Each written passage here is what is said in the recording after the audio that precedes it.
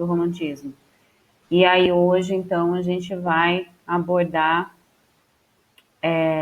melhor essa questão do romantismo aqui no Brasil, tá bom? Então, eu vou abrir aqui o arquivo para vocês visualizarem.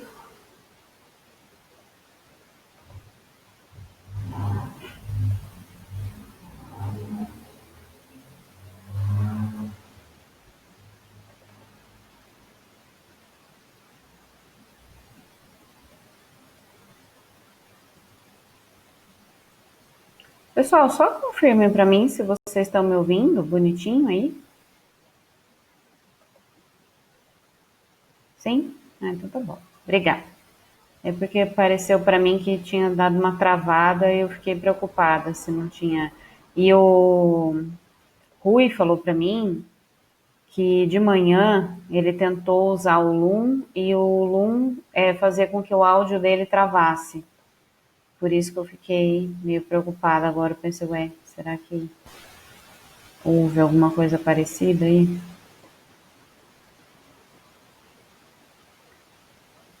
Então vamos lá, vamos resgatar, tá? Aquelas informações da semana passada. A gente verificou juntos, então, a justificativa daquelas características gerais do romantismo, como, por exemplo, principalmente a questão lá do desejo, né? Da liberdade formal. Então, do porquê da gente encontrar justamente essa questão da quebra, da ruptura do paradigma anterior, que é justamente proposto pelo arcadismo, que por sua vez é proposto então pela retomada dos valores da antiguidade clássica. Então, todas aquelas questões que nós vimos juntos na aula passada a respeito dos movimentos de independência, movimentos revolucionários, a aquisição de consciência sobre a individualidade humana, suscitaram, então, proporcionaram justamente esse desejo pela liberdade. Porque essa liberdade é expressiva, isso é importante, porque a gente verificou também juntos que a partir daquela analogia com a balança que eu faço, a gente verificou então que o romantismo foi o primeiro movimento literário que provocou então a expressão dos sentimentos de uma forma mais livre, de uma forma mais natural. Então, pensando lá na balancinha, a gente sabe que o pacotinho do sentimento realmente estava com maior ênfase nele, então a balança, o prato da balança, pende mais para esse lado aí, para essa questão do sentimentalismo. A partir disso, então, de novo, a justificativa por essa busca pela liberdade, por esse desejo de liberdade, principalmente liberdade expressiva. E dentro da literatura, como que isso vai ser apresentado para a gente? A partir justamente da quebra de padrões métricos, né? Lembram daquelas questões lá dos versos decassílabos, por exemplo? Ou das formas fixas também. Então, mesmo na poesia romântica, não há uma preocupação com as formas fixas, porque a gente está justamente pensando de maneira contrária, oposta ao racionalismo. A gente não quer racionalizar nada nesse momento, a gente quer apenas dar vazão às nossas emoções, ok? Os nossos sentimentos. Então, a gente vai se deparar com essas características. A ausência das rimas também, né? Justamente porque a gente não está preocupado em racionalizar nada, então as rimas não serão uma constante dentro desses textos românticos. E também o fato da gente ter a disseminação do texto em prosa, novamente, porque a prosa é justamente esse conceito máximo aí de liberdade, né? Não estou seguindo esquema nenhum pré-estabelecido. Eu simplesmente escrevo. Tem uma outra questão importante também a respeito da disseminação do texto em prosa, porque a gente tem justamente a quantidade maior da população letrada, alfabetizada, então fica mais fácil também das pessoas seguirem textos que estão escritos em prosa e não em verso. Isso é importante, ok? Aqui no Brasil, a gente tem uma característica importante que eu acabei não comentando com vocês também na semana passada, a respeito, então, eu só falei por alto, mas não falei sobre o desdobramento disso, que foi a questão da criação da imprensa oficial aqui no Brasil, a partir da chegada, então, da família real portuguesa aqui. Por que isso é importante para a literatura? Em virtude daquelas questões que nós avaliamos juntos na semana passada, sobre a queda no custo, né, de produção e de publicação dos livros, a gente tem outro aspecto importante também, que é o fato das obras serem publicadas num formato diferente, que é o formato do folhetim, que nada mais é do que capítulos que vão sendo publicados, né, de maneira separada em publicações que sejam diárias ou semanais, como jornais, por exemplo. Então, na publicação diária do jornal, existia lá uma seção específica, então, para justamente a publicação dos romances, né? E isso é importante porque vai gerar justamente a curiosidade do público leitor, aguça a curiosidade. É diferente de você ter um volume único na sua mão, né? Que você tende a imaginar assim, depois eu leio, já está aqui mesmo, né? Eu tenho todo o tempo do mundo. Aquela nossa eterna característica da postergação, você sempre deixa para depois. E de maneira fascicular, então, a partir do folhetim, havia justamente esse anseio, né? Essa busca pela leitura, porque esse é um princípio básico, inclusive, no qual o marketing se baseia hoje, na atualidade, que é o princípio da escassez. Como a gente não sabia, a gente e as pessoas da época, né?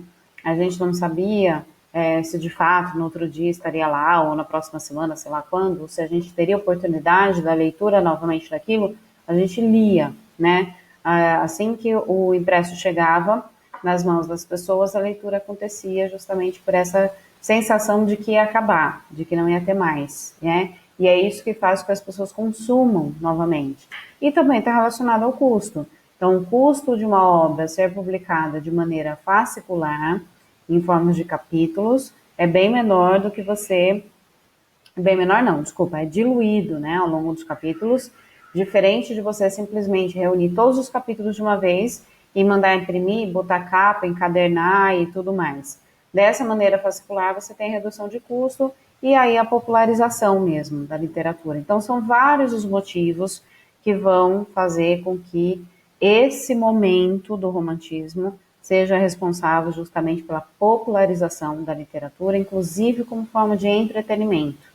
Isso é bem importante da gente pontuar assim na nossa cabeça para a gente seguir adiante, até porque eu falei para vocês que a partir do romantismo a gente começa a voltar os nossos olhos assim com maior atenção para a literatura que é produzida aqui no Brasil. Não que a gente não vá falar da literatura portuguesa, nós vamos, mas a nossa ênfase fica de fato aqui na literatura brasileira, ok? Então, o que ficou faltando da gente falar? Da gente falar sobre autores, né, principais, as características aí das três fases do romantismo na poesia, nomes de algumas obras importantes também, e da gente falar, aprofundar de uma forma geral essas características todas, tá? Então é isso que a gente vai fazer agora. Então, de novo, se a gente pensar em tudo aquilo que a gente observou na aula anterior e com essa pequena revisão que eu proporcionei agora também, a gente consegue então estabelecer o porquê das características. É isso que é mais importante que a gente faça, ok? Decorar de maneira extremamente mecanizada e automatizada não é importante porque não vão cobrar a informação nesse sentido, mas vão cobrar que a gente seja capaz de correlacionar as informações, tá?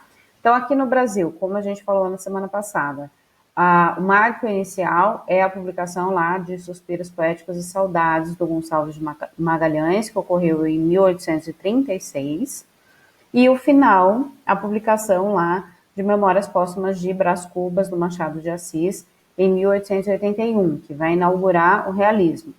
Só que a gente não pode esquecer da ressalva que tanto eu quanto o Rafa já fizemos para vocês, né? Não é porque a gente estabeleceu essas datas aí como referência que anterior a esse momento de 1836 e dessa publicação, a gente não possa ter tido nada, nenhuma outra questão com características românticas. assim também como não é porque lá em 1881 foi publicada a obra Memórias Póstumas de Brás Cubas que nunca mais ninguém escreveu nada com características românticas. Claro que sim, né, que isso aconteceu. A questão é que a gente só estabelece para uma função didática mesmo, para ter como referência, porque essas obras são obras que realmente revolucionaram, né, nesse momento, trouxeram todas as novidades resumidas que aquele movimento literário traduziu para a gente, né, como possibilidade. Então, é por isso que determinadas obras são classificadas aí como referência, são tomadas como referência, tá? Isso é importante também da gente não perder de vista aí na nossa cabeça, só para a gente não fazer confusão, né? Só para a gente não ficar achando que simplesmente publicaram lá no Diário Oficial da União. Olha, a partir dessa data, nenhuma outra publicação que não seja realista não será válida. Isso não é real, né? É óbvio que isso não aconteceu. Tudo bem? Muito bem. A partir disso, o que acontece, pessoal? A gente verificou aí, ó, que a data de início, então, foi referenciada como 1836. E a gente falou, então, dessas transformações todas propostas a partir da vinda real da família real, a vinda real não, da vinda da família real portuguesa para o Brasil e também do nosso processo de independência. Só que vocês viram que é uma trajetória, né? Todos esses acontecimentos. Então a gente tem lá 1808, depois 1822, o nosso processo de independência, depois até a promulgação da nossa primeira Constituição, demorou mais um pouquinho. Então foram vários anos, né? Um período extenso, inclusive, em que a gente foi vivendo situações ali diferentes, né? E entre essas situações todas, a gente vai ter necessidades que são formuladas, né? Que são percebidas, que são conscientizadas mesmo, né? E entre essas necessidades todas, além daquilo que é óbvio, né? E que a gente já discutiu na semana passada também, a gente tem justamente aquela intenção de formulação, né, de um sentimento de identidade nacional, de um sentimento de nacionalismo, porque isso nunca ocorreu aqui no nosso território, justamente porque por conta daquilo que a gente comentou na semana passada, era um território muito desunido, não existia essa ideia de unidade, né, de unicidade, não existia esse conceito de pátria, de nação, porque nós éramos colônia, então não tinha nem como mesmo ter esse tipo de sentimento sido fomentado entre nós, né? Então é a partir deste momento que a gente vai ter essa necessidade muito veemente e a partir, nossa, que bagunça. E a partir disso a gente vai ter justamente a criação. Deixa eu ver se para o barulho aqui.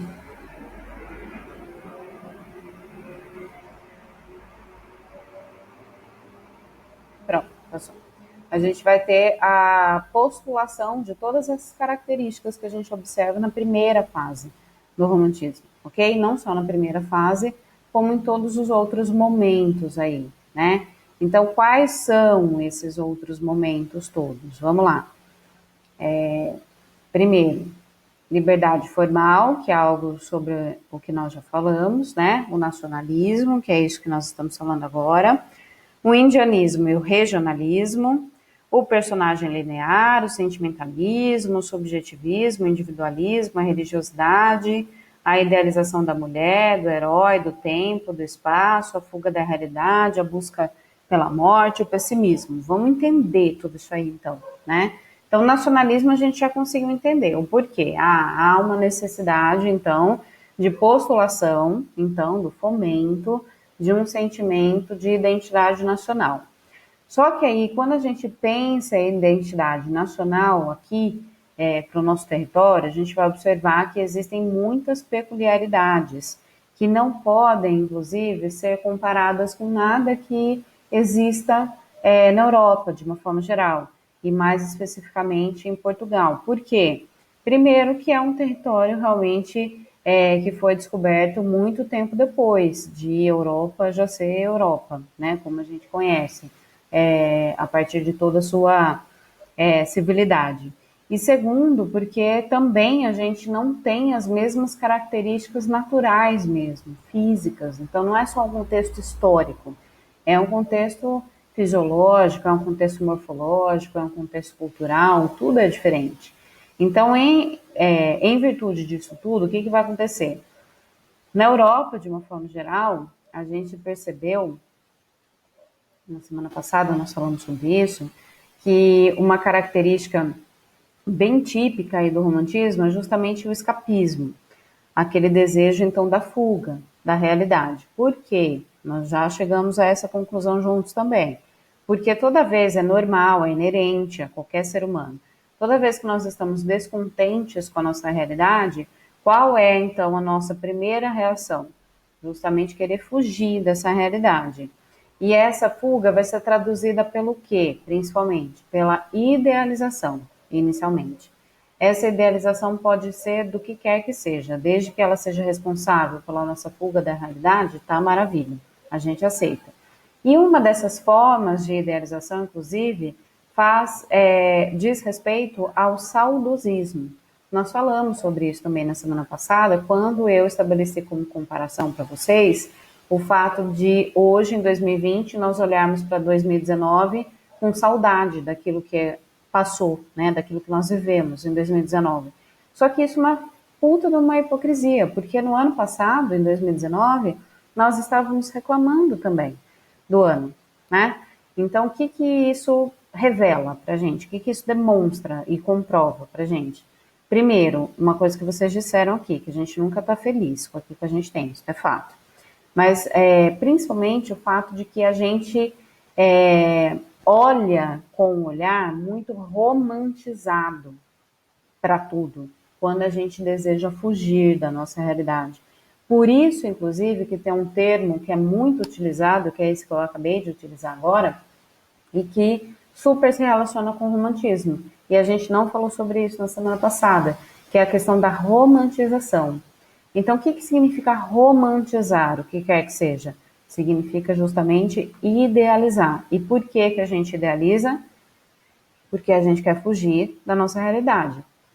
Isso é escapismo. Essa é a melhor expressão de escapismo. Então, por mais que a gente tenha achado uma porcaria o ano passado, enquanto nós estávamos vivendo o ano passado, quando a gente compara com a nossa atualidade de 2020, a tendência da gente romantizar 2019. Mesmo que a gente tenha consciência plena de que não foi o ano legal, 2019, ou qualquer outro ano anterior aí, a gente tem essa tendência de querer fugir daquilo que a gente está vivendo hoje, idealizando aquilo que a gente viveu no passado. Então, esse saudosismo ele é típico também do ser humano, de olhar para o passado com um olhar muito mais gentil, vamos dizer assim, do que o olhar que nós direcionamos naquele momento em que nós estávamos vivendo, naquele presente, né, em que nós vivemos em 2019. E isso ocorre em qualquer outro período da história da humanidade. O mesmo ocorreu na Europa, de forma geral, na época do romantismo. Então, o desejo de fuga da realidade era tão grande que aí o que principalmente em Portugal foi feito? Olha, se a gente olhar para o nosso passado, para o nosso apogeu, né, para o máximo no nosso desenvolvimento, a gente vai ver realmente o quanto nós éramos felizes, o quanto estava tudo bem. Então a gente foge um pouco dessa realidade romantizando esse nosso passado. Esse apogeu, então, vivido pela história de Portugal é justamente a Idade Média. Final da Idade Média, mas ainda a Idade Média. Então, o que a gente vai descobrir? Que esse olhar para o passado, para Portugal, estará direcionado justamente para a tradição medieval. Por isso que a gente teve aquele ideal cavalheiresco, né, sendo revelado para a gente. Aqui no Brasil, como a gente não viveu esse momento histórico da Idade Média, a gente vai voltar os nossos olhos para a figura do índio e para a exuberância da nossa natureza, para todo aquele sentimento de estupefação mesmo, que os europeus tiveram quando avistaram, né, o nosso território de longe e quando chegaram aqui no nosso território. Então, tudo isso vai ser extremamente explorado de início pelo romantismo, justamente porque é uma forma da gente fugir da nossa realidade naquele momento e olhar então para o passado e achar que esse passado realmente é muito importante. Então, é dentro desse contexto que a gente vai ter então essa característica do nacionalismo e do indianismo, sendo extremamente importantes e enfatizadas essas duas características. Na sequência disso, a gente vai verificar o regionalismo.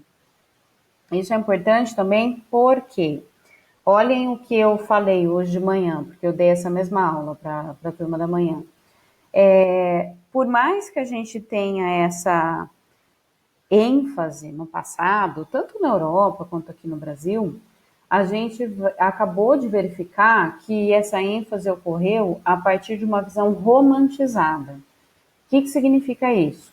Que essa visão não necessariamente seja a verdade, a realidade daquilo que ocorreu no passado. Então, o cavaleiro medieval, de repente, nem era esse cara tão bom assim, para se ter como referência. Assim como o índio brasileiro, justamente por ele não ter vivido esse momento histórico da Idade Média, como ele foi idealizado, ele foi apresentado para a gente com características que não eram reais, não eram as características do indígena em si. É como se tivessem pegado a roupinha lá do cavaleiro medieval e vestido no índio. Ou simplesmente que a gente tivesse pensado, então, toda a indumentária, no corpo mesmo, na constituição física do cavaleiro medieval e só tirado a cabeça dele e botado a cabeça do indígena, né, no lugar. Basicamente foi isso que o romantismo fez. Só que essa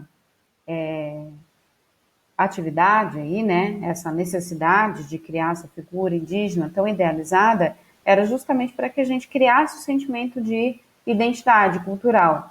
Mas tudo isso, na verdade, funcionou justamente de maneira contrária. Por quê? Porque quanto mais a gente tentava perpetuar a figura de um índio que, na verdade, não representava o que ele é na realidade, mais a gente se distancia desse conceito do que seja o indígena. Tanto é assim que o indígena ele é meio que uma lenda, né? Meio que um mito dentro do ideário coletivo. Eu não sei se vocês têm essa sensação, mas a gente tem a nítida impressão de que o indígena é uma coisa dentro da nossa cultura, né? Até na turma da manhã eu comentei com eles, eu não sei se vocês já viram isso que eu vou falar, mas é muito comum, aparece com uma certa frequência nas redes sociais, um vídeo daquele programa que a Xuxa tinha, que era para crianças, que era o Show da Xuxa. Final da década de 80, início da década de 90, e vocês sabem que a Xuxa se manteve no ar por muitos anos, né, consecutivos, e se manteve, inclusive, como influencer, né. Ela era uma influenciadora, mas não era digital. Ela era influenciadora pela TV, né. E esse vídeo, então, né, que circula com uma certa frequência, como eu estava falando para vocês, é um vídeo em que ela canta, né, uma música, ela tem lá uma performance dela, junto com as Paquitas, que seria uma homenagem, entre aspas, aos índios. Então, ela é uma letra, eu não vou lembrar exatamente da letra, tem uma coreografia, e todas elas estão caracterizadas, entre aspas, também, como se fosse indígena, só que aquela figura bem do indígena norte-americano, nem é um indígena brasileiro de fato. E num desses programas eles levam alguns integrantes de uma das tribos da Amazônia. E eles focam bem assim no rosto dos indígenas. Eles estão assim com uma cara como se eles estivessem querendo dizer, gente, o que é isso? Porque isso não tem nada a ver com aquilo que pudesse por algum segundo, representar nossa cultura, representar nossa identidade, mostrar aquilo que nós somos, de jeito algum, né? Então é justamente isso, porque quanto mais o romantismo idealizou essa figura do indígena, mais, na verdade, ele foi responsável por esse afastamento, esse distanciamento que todo o povo brasileiro tem em relação à cultura indígena, de uma forma geral. Porque tudo que foi trazido para a gente pelas obras não representa de fato aquilo que o indígena é. Mas sim, como eu disse, é como se a gente tivesse pegado um europeu qualquer, tirado a cabeça dele e botado a cabeça do indígena, né, ali.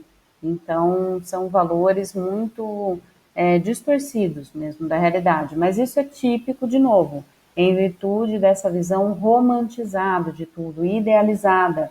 Por quê? Porque o desejo era justamente voltar os olhos para um passado que a gente não sabe qual é, e principalmente para um passado que foi contado pelo olhar de uma outra pessoa. Por exemplo, na época do nosso descobrimento, a gente sabe que muitos documentos foram produzidos, que é aquilo que a gente chama de literatura de informação, documentos, inclusive, que foram produzidos como se fosse um mapeamento de todo o nosso litoral.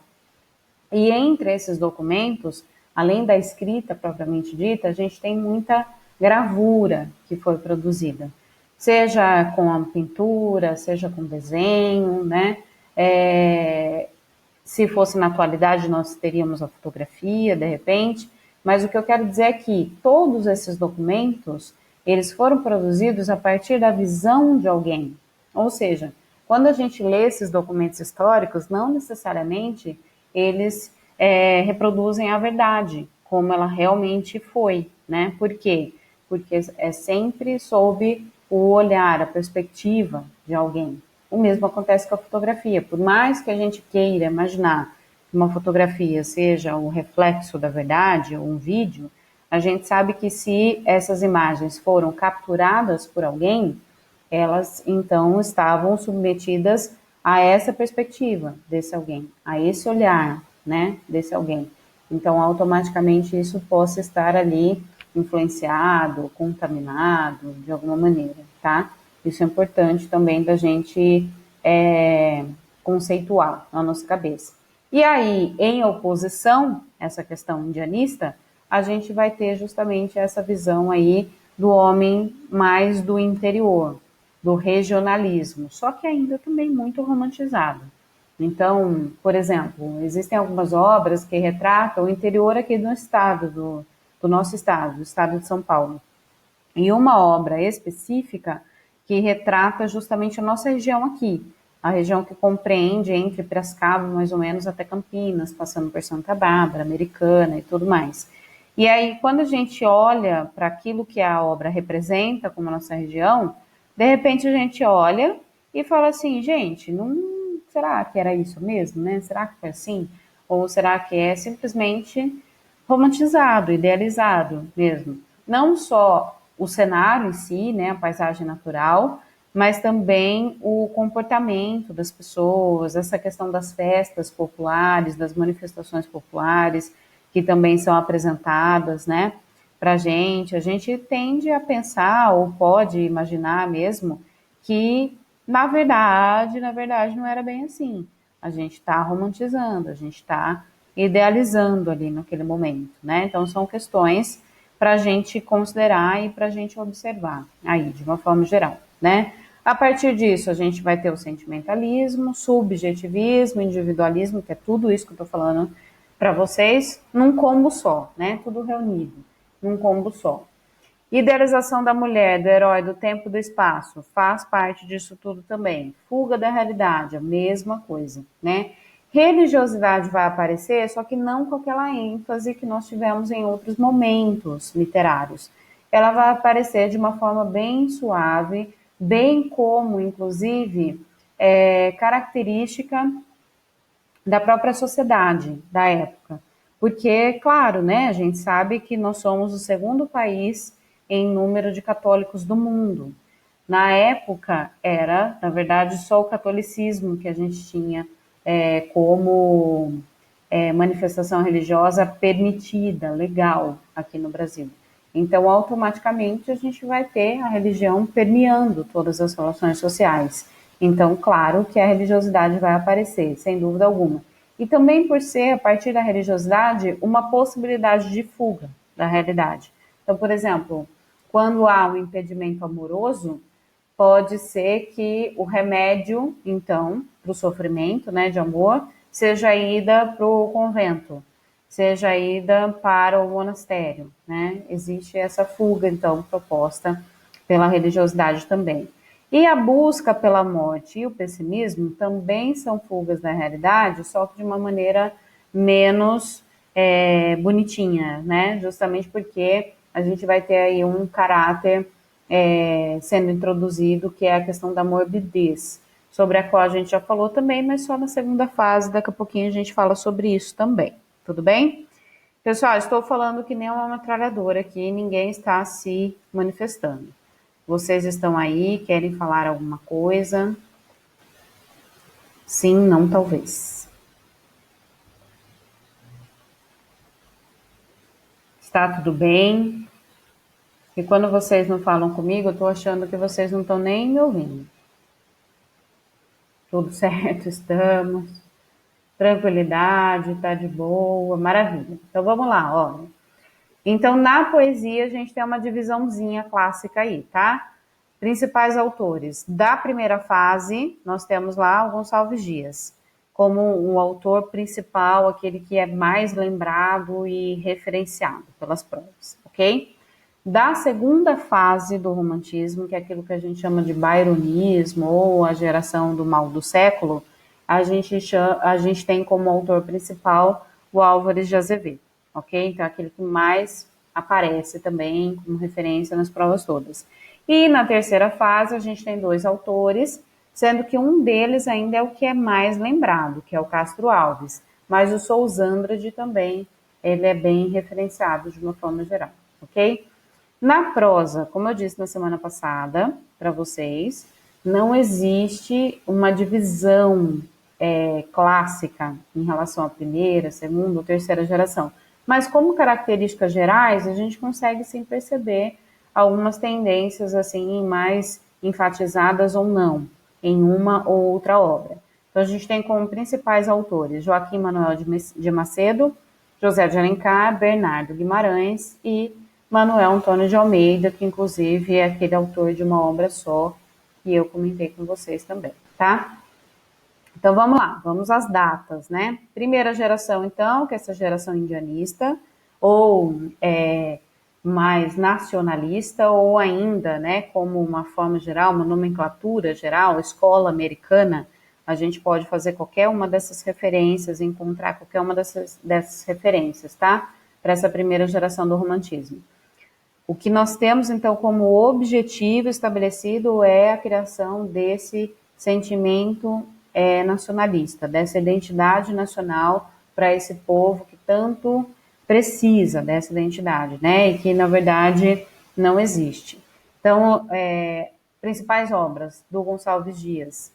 Gonçalves Dias lembra que é o autor, então, mais referenciado, né? Cantos e os Timbiras, e os poemas dele mais famosos são a Canção do Exílio, que muitas obras, né, muitas provas, desculpa, já trouxeram. Inclusive, algumas provas podem cobrar esses textos não como literatura em si, mas pode ser que esses textos sejam trazidos para explorar de vocês alguma informação a respeito de análise sintática, de figuras de linguagem, ou ainda de interpretação de texto também. Então, não pensa que, inclusive, vocês já tiveram essa experiência 1000 vezes, fazendo qualquer uma das provas, né? De vocês não imaginarem que toda vez que aparecer um texto escrito em verso, necessariamente a questão seja de literatura. Não, né? Pode ser que qualquer outra questão ali relacionada ao estudo da nossa língua possa ser cobrada de vocês, tá? Então pensem nisso, por isso que pode aparecer. Por mais que de repente você veja lá as estatísticas que o Evandir tem publicado para vocês na turma de aceleração a respeito daquilo que mais pode cair, né, nas provas, por mais que vocês de repente olhem lá e falem assim, mas não aparece o romantismo. Mas não esquece que pode sim aparecer algum desses textos em questões que sejam de gramática ou de interpretação de texto, tá? E Juca Pirama, que também aparece com uma certa frequência, e ainda uma vez Adeus, que é extremamente saudosista, assim como a Canção do Exílio também,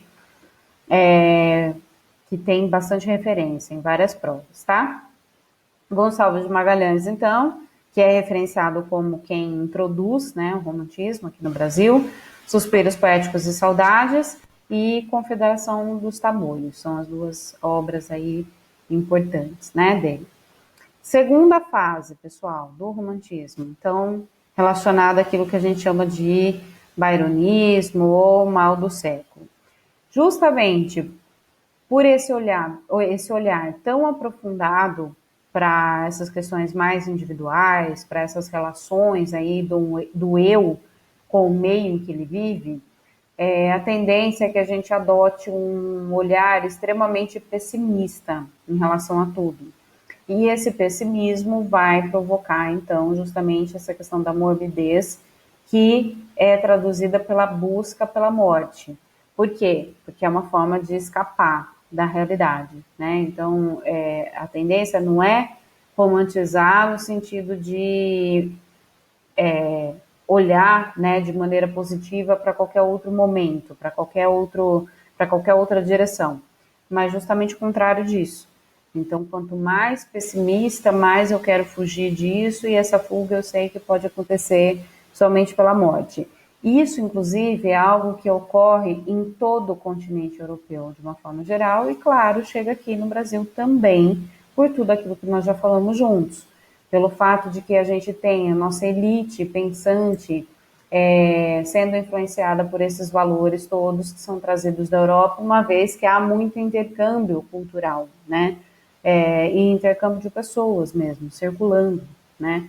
Entre Brasil e Europa, de uma forma geral, tá? Principal autor, então, Álvares de Azevedo, que a gente já falou, com as obras Lira, dos 20 anos e Noite na Taverna, né? E os poemas mais famosos, Se Eu Morresse Amanhã, que aparece com frequência também, e Lembrança de Morrer. Mas existem 3 outros autores que também poderiam aparecer de alguma forma geral, né? Por exemplo, Casimiro de Abreu já foi obra de leitura obrigatória. Há bastante tempo já, faz bastante tempo que isso aconteceu. Não lembro exatamente se foi Unicamp ou se foi FUVEST, ou se de repente foi quando na época as listas eram unificadas, né? Mas em algum momento já foi cobrado também, assim como Álvares de Azevedo, né? Mas a questão que eu quero dizer é que esses outros autores também são importantes. Então, Fagundes Varela aí tem as obras Vozes da América, Noturnas e Cantos do Ermo e da Cidade, e Cântico do Calvário, o poema dele mais famoso, também que aparece com uma certa frequência. Do Casimiro de Abreu, Meus 8 Anos, Canção do Exílio e Minha Terra, como poemas, né, sendo aí ressaltados. E o Junqueira Freire, a gente tem inspirações do claustro e contradições poéticas. Por ser, então, monge, né, por ter sido monge, ele tem essa questão mais relacionada à religiosidade, aí, que vai aparecer com uma intensidade um pouco maior também, né? Então, quando a gente pensa em poesia, de novo, romântica, aqui no Brasil, existem 3 fases bem distintas entre si, né? Essa primeira fase busca, então, essa exaltação, essa supervalorização, tanto da exuberância da nossa natureza, quanto da figura do índio. A segunda fase ou segunda geração, é a fase que tem a exaltação do pessimismo, desse caráter mais mórbido, da busca, então, de fugir da realidade a partir da morte. E, por último, a gente vai ter a terceira fase do romantismo, que é aquilo que a gente chama de condoreirismo. Olhem que legal. Qual é essa justificativa? Eu sei que vocês já ouviram isso 1 milhão de vezes, né? Mas vale a pena lembrar justamente para a gente poder entender o porquê, né, de tudo. Esse nome, então, do condoreirismo, ele é derivado justamente da ave, né, do condor, do nome da ave. Por quê? A proposta seria mais ou menos assim.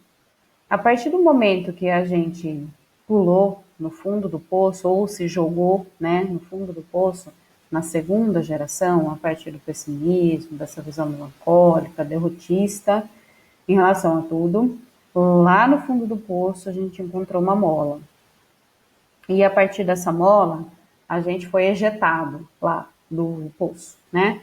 E quando a gente foi ejetado, na verdade, a gente extrapolou a superfície, de maneira que a gente conseguiu alçar, então, uma perspectiva mais do alto em relação à nossa sociedade, em relação às nossas relações, em relação, inclusive, à nossa própria individualidade.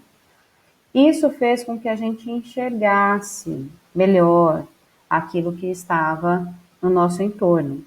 Por que essa associação com o condor? Justamente porque essa ave, o condor, é uma ave que atinge altas, grandes altitudes, né? Altas altitudes é ótimo, né? Mas grandes altitudes.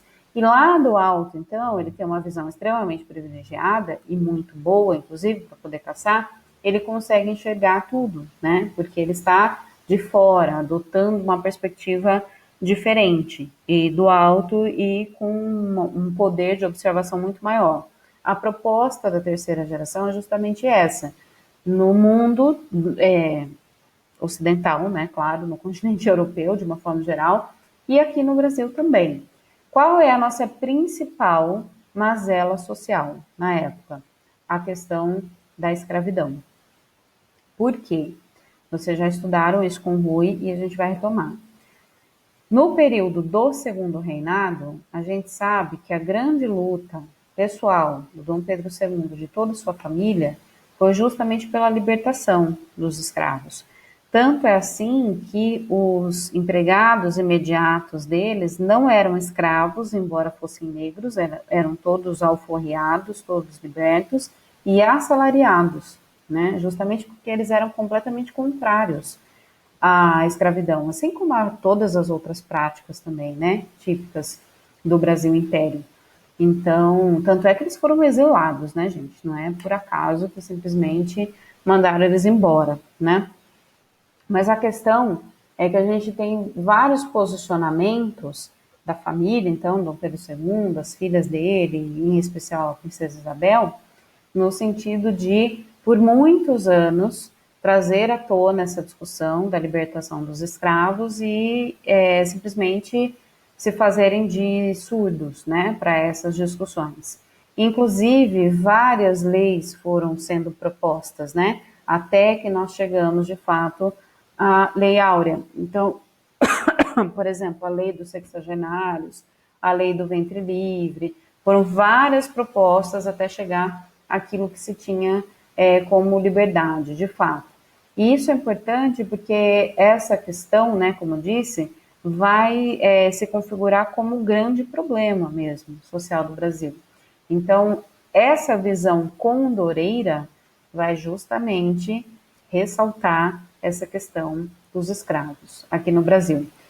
Isso acontece não só na literatura, mas na expressão artística de uma forma geral, inclusive na expressão musical e também na expressão da dança aqui no Brasil. Então, por exemplo, na música, é dessa época que a gente tem uma compositora, que inclusive é algo completamente surreal, né, para a época, que é a Chiquinha Gonzaga, se destacando, trazendo uma música completamente diferente do padrão mais clássico da corte do Rio de Janeiro, né? Bem popular, extremamente distante daquilo que os saraus mesmo, né? Tinham como proposta de expressão musical.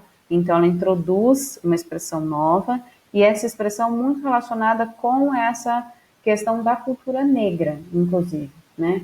O que é totalmente novo também, totalmente diferenciado dentro da sociedade. E isso vai suscitar também a expressão da dança de uma forma diferenciada. Quando a gente for falar do romantismo em prosa, sobre o regionalismo, aí a gente explora um pouquinho isso melhor também, tá? Então, os principais autores. O Castro Alves, então, conhecido como poeta dos escravos, né? As obras dele, então, de destaque, Espumas Flutuantes, que também já foi leitura obrigatória, A Cachoeira de Paulo Afonso, Os Escravos e Gonzaga, ou A Revolução de Minas. E o Sousandrade tem, então, o Gueza, né? E denunciando, então, a exploração lá dos indígenas pelo branco invasor.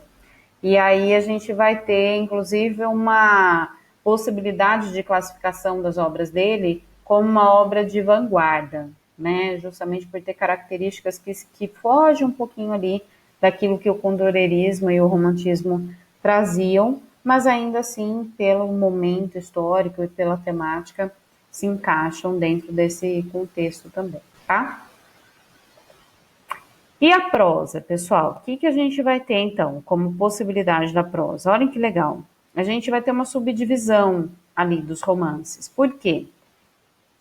Porque a gente vai observar que essa necessidade, então, de novo essa conversa, essa necessidade de identidade nacional, de expressão daquilo que é, de fato, aquilo que ocorria aqui no Brasil, vai trazer, então, à tona essa sensação de que existem Brasis diferentes. Como assim? Existe o Brasil representado lá pela corte do Rio de Janeiro. E existe o Brasil, que é o restante, né, do país, na verdade. Por quê? Aquilo que ocorria na corte ainda era muito europeu, ainda estava muito fortemente influenciado por aquilo que ocorria na Europa. Tanto é assim que quando a gente percorre as ruas do centro histórico do Rio de Janeiro, da cidade do Rio de Janeiro, você imagina que você está em qualquer outro lugar, menos aqui no Brasil, né? Algumas construções, inclusive, que por serem históricas, né, terem sido tombadas, inclusive, como que chama isso? Esqueci a palavra. Não é guardaram, mas pode ser, né? É um sinônimo. Guardaram ainda, preservaram as características, desculpa, da Belle Époque, né? Que é justamente a influência francesa aqui no nosso país. Assim como todas as outras influências pelas quais a gente passou, né? Então, o que vai acontecer?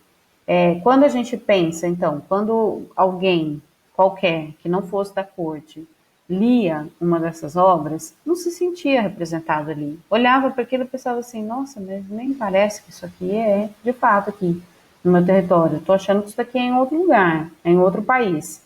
Isso a gente pode observar tanto a partir da questão arquitetônica mesmo, da cidade, do ambiente urbano, da corte do Rio de Janeiro, quanto das vestes, então das roupas que as pessoas portavam, tanto homens quanto mulheres, quanto dos hábitos também, e principalmente do convívio social.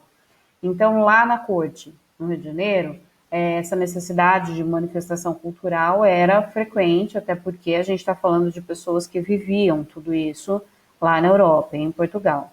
Então, estando aqui, como eu falei, vocês já devem ter lido algumas obras que representam isso. Festas grandiosas, luxuosas que eram oferecidas. Nessas festas, apresentações de música clássica, apresentação de literatura mais clássica também, apresentação de dança, que não era dança popular, mais clássica. Todo um comportamento que seguia uma série de regras, de etiquetas pré-estabelecidas, bebidas que não eram bebidas populares, que eram servidas, comidas e tudo mais.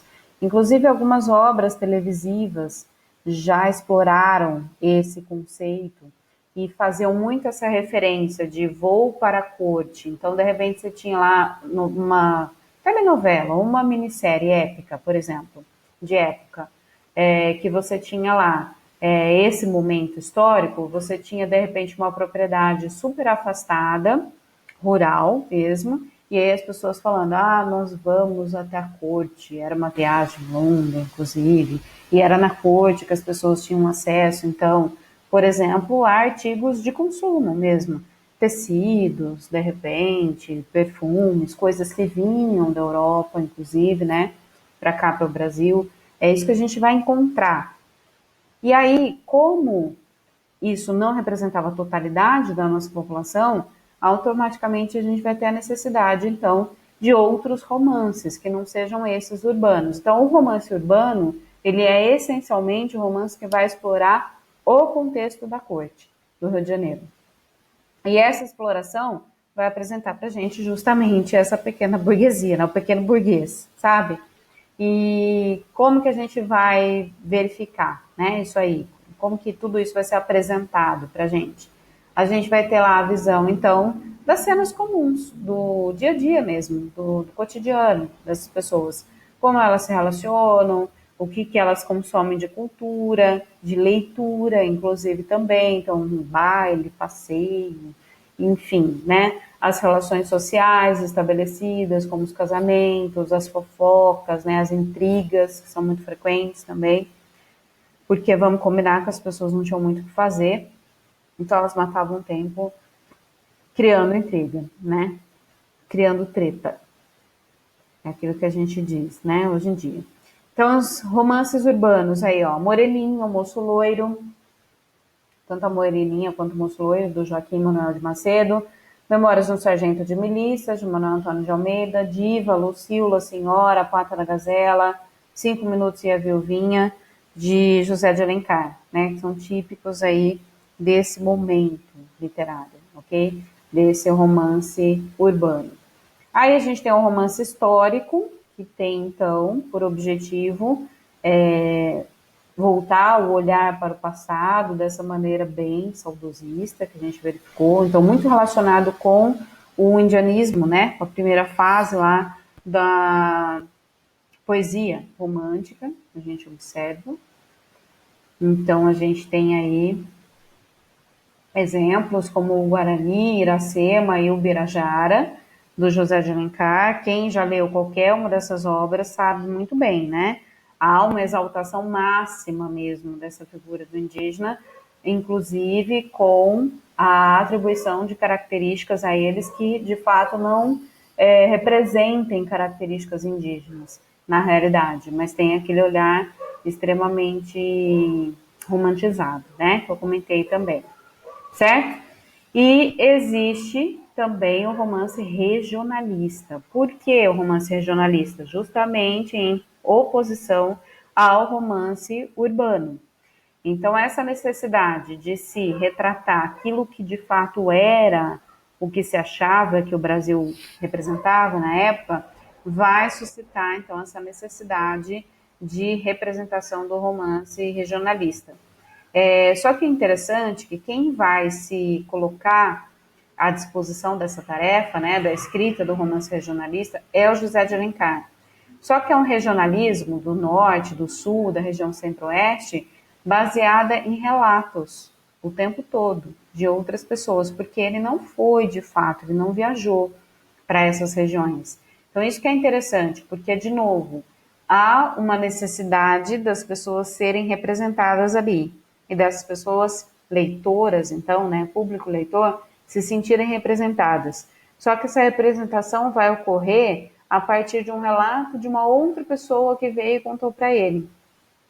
Então, a chance desse relato realmente contemplar a necessidade dessas pessoas é muito pequena, né? Se a gente parar para pensar. Mas ainda assim são romances importantes, justamente porque eles têm ali como pretensão a oposição desse romance da corte, que representa só a futilidade, inclusive, do ambiente da corte. Então, não que no interior do nosso país não aconteça futilidade, claro que vai acontecer, mas a questão é que é com as características, entre aspas, essa expressão, características locais, porque não vai ter toda aquela pompa que é específica da corte. Isso a gente percebe no vestuário, a gente percebe na comida, a gente percebe nas músicas, a gente percebe nos costumes, a gente percebe nas próprias relações entre as pessoas. Então, por exemplo, na obra Tio, de José de Alencar, que é a que contempla aqui a nossa região, a gente tem até a descrição de festa junina.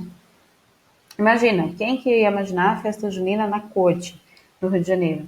A gente tem representação de sarau, a gente tem representação de baile, né? Todo mundo muito contido, todas as relações, todas muito planejadas, pensadas. E quando a gente olha, então, para o interior, a gente tem essas reações completamente naturais mesmo, não são artificiais, não seguem um código rígido de regras de etiqueta e tudo mais. Então a gente tem bem a representação daquilo que o Brasil de fato era até então. que é a questão de que era uma terra de ninguém, né? Cada um fazia o que achava que estava certo, e o estabelecimento da regra era na base da ameaça de morte, né? Isso acontece muito na obra Till. Então as pessoas se comportam, na verdade, ou não, pelo medo da morte, né? E não porque existe uma regra social a ser seguida, não porque existe uma regra de conduta, mas simplesmente porque existe a possibilidade da punição. Isso é bem legal da gente verificar isso nessas obras, né? Então, a gente tem representando a região norte, a gente tem o sertanejo, a região sul, o gaúcho, tio e o tronco do EP, representando a região centro, sudeste e tudo mais, né? E a gente tem, então, uma obra só, muito importante, que não é regionalista, né? E sim urbano, é um romance urbano, mas que não vai explorar aquelas futilidades lá, típicas da corte, que é justamente o Memórias do Sargento de Milícias. Por quê? O romance urbano, ele vai representar a burguesia, de uma forma geral. Tanto é assim que a maior parte das pessoas não se sentia representada por esses romances urbanos, porque não é todo mundo que realmente ocupava, não era todo mundo, né, que ocupava esse estrato social mais privilegiado. E em Memórias do Sargento de Milícias, a gente tem justamente a representação de todas as profissões, né, da época, de todos os estratos possíveis. Então, não existe uma segmentação, não, uma especificação a respeito daquilo que ocorre na corte. É ambientado no Rio de Janeiro, não é interior, é na cidade mesmo do Rio de Janeiro, mas com essa amplitude de visão, bem de acordo com aquilo que a cidade representava mesmo, e não com uma visão muito segmentada, né, da realidade. Por exemplo, se a gente quiser estabelecer, né, um paralelo aí de comparação, é como se a gente, de repente, pensasse numa cidade como São Paulo, ou mesmo Rio de Janeiro, e fosse visitar somente as regiões mais nobres dessas duas cidades, ou de São Paulo ou do Rio de Janeiro.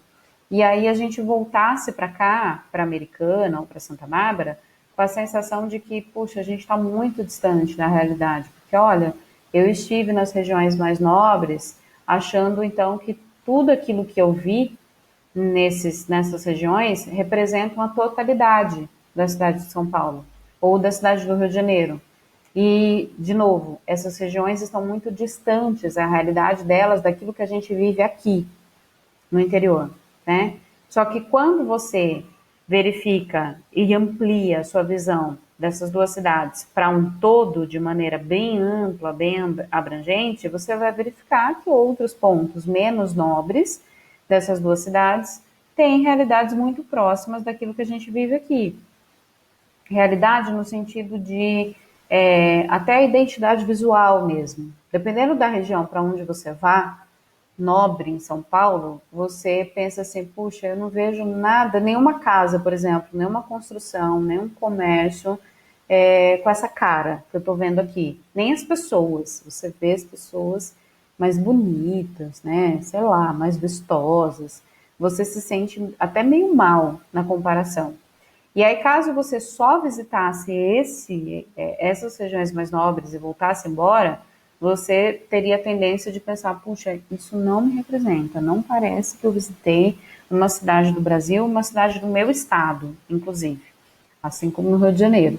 Só que quando você amplia, então, sua visão, e aí você pode observar, inclusive como identidade visual, algo muito próximo ao que a gente tem aqui, você respira mais aliviado, né? Porque você se identifica, você consegue se inserir, você tem esse sentimento aí de inclusão, de fato. Então é mais ou menos isso que a gente vai encontrar nessa necessidade de romances que são então divididos, classificados de maneiras diferentes, porque eles representam realidades diferentes, justamente por essa necessidade de identidade do público leitor. Desse público leitor olhar e falar assim, olha, isso aqui não tem nada a ver, né? Não sinto ali, essa história não me chama atenção, porque não sou eu.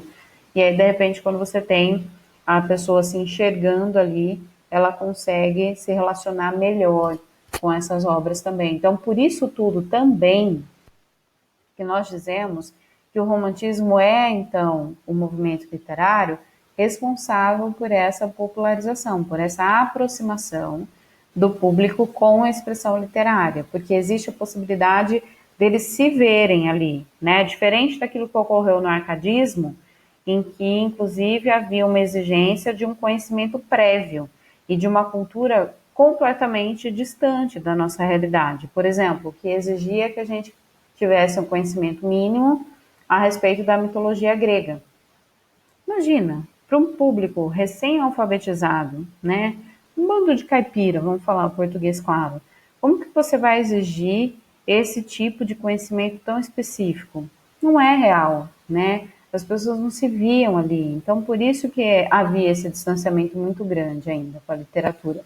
A partir do momento, inclusive, que a gente relaxa e, inclusive, passa a abordar assuntos do dia a dia, aí, a partir dos romances românticos, aí essa aproximação com a literatura é garantida, que é o que ocorre, ou melhor dizendo, que sempre ocorreu com as telenovelas, e agora a gente só migrou, né, o nosso gosto da telenovela para a série, para os serviços de streaming. Por quê?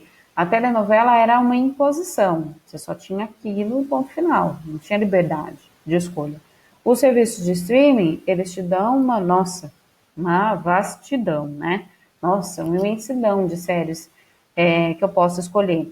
Só que se você parar para pensar, se você for assistindo, né, as infinitas séries, nem sei se é possível assistir a todas, mas vamos supor que fosse, você vai observar que são os mesmos assuntos, basicamente, que já foram tratados pelas telenovelas brasileiras. Por quê? São comportamentos humanos, relações sociais e aquilo que a própria sociedade estabelece como certo ou errado, e a discussão a respeito disso tudo o tempo todo, mesmo quando as obras são de ficção científica. Por quê? Podem até inserir essas pessoas em contextos muito viajados, assim, né, que a gente pode até imaginar que sejam impossíveis de acontecerem, porém continuam sendo seres humanos inseridos ali, naquelas situações. Então a gente está sempre avaliando reações das pessoas, a interação que elas estabelecem, aquele comportamento que é estabelecido por interesse, né, as picuinhas, as tretas que são formuladas, é sempre o mesmo comportamento que a gente está vendo. Mas como o serviço de streaming te dá a possibilidade de escolha e essa sensação de liberdade, então as pessoas simplesmente migraram. E tem também o fato de algumas séries, não todas, mas algumas terem uma duração menor até, né, na telenovela. Então você parte para outra mais rápido, né? A tendência o dinamismo aí ser a palavra de ordem ou a falta de paciência, né? A gente pode pensar assim também. Mas na essência é a mesma coisa que a gente está fazendo e refazendo o tempo todo, e lendo e relendo o tempo todo, explorando mesmo sensações, sentimentos, pensamentos, relações humanas, relações sociais, a individualidade, a coletividade, a religiosidade, tudo isso sendo discutido e sendo refletido por nós. Basicamente é isso, ok? Querem falar alguma coisa? Porque hoje vocês ficaram extremamente mudos, fiquei até preocupada. E aí? Perguntas. Aqui a gente tem referências, tá? Legal, também.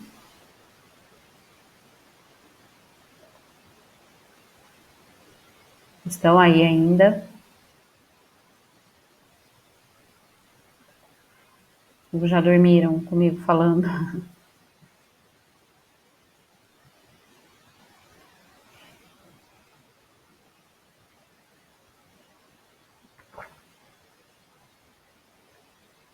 Isso mesmo, Tandá. Dessa questão da idealização.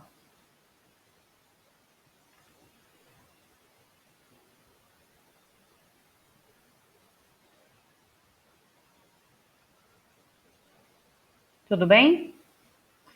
Então vejam lá, né, depois os resuminhos que eu postei para vocês, que são essas telas que eu compartilhei com vocês na semana passada e hoje também. E o videozinho que eu falei também a respeito da vinda da família real portuguesa para cá. E na semana que vem, na quinta-feira que vem, eu vou dar uma pausa em literatura. Possivelmente a gente faça a redação de novo, a gente discuta, e aí na outra a gente faz literatura de novo e a gente começa com realismo, tá? Só um avisozinho, aliás, dois, um lembrete. Segunda-feira é feriado, não temos aula, ok? Amanhã o Rafa não vai entrar ao vivo com vocês, inclusive eu já subi a aula dele gravada de inglês, tá bom? Para vocês. E o Evandir, acho que ele vai passar alguma coisa extra também para vocês, mas aí eu verifico com ele direitinho amanhã e falo lá no grupo do WhatsApp, tá bom? Para vocês. Maravilha? Todo mundo que tinha solicitado para mim a entrada lá na turma de aceleração, eu enviei os convites hoje à tarde, então verifiquem. Se mais alguém tiver interesse em entrar, só me pedir lá no WhatsApp, por favor. E aí, quando você me pedir, no privado, né, no WhatsApp, já me manda o seu e-mail, por favor, porque daí eu já copio e colo lá na turma de aceleração do Google Class. Tá bom? Certo? Posso encerrar, então? Sim? Boa noite, então, para todos vocês. Bom descanso. Continuem se cuidando. Qualquer dúvida já sabem, né? O que fazer. Fiquem com Deus. Um beijinho para todos. E a gente se vê, então. Tá bom? Beijos. E lembra que não é para ficar gazeteando na rua, hein? A gente ainda está vivendo isolamento